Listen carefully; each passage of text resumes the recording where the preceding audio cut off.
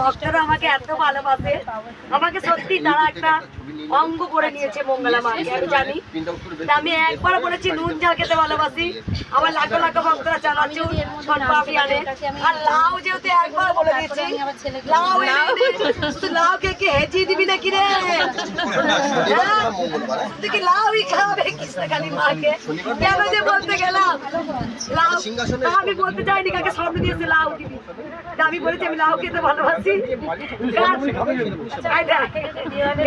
এত চানাচুর গ্যাস হবে না। স্বপ্ন দেখেছিস বল? আমার মেয়ে এমনি স্বপ্ন দেখেছিল কদিন আগে, স্বপ্ন দেখেছিল এবং আমার তো বাধা বিঘ্ন আসছে। আমি তোমার ভিডিও দেখে জাস্ট আমি মাকে দেখেছি, আমার সমস্ত বাধা বিঘ্ন দূর হয়ে গেছে।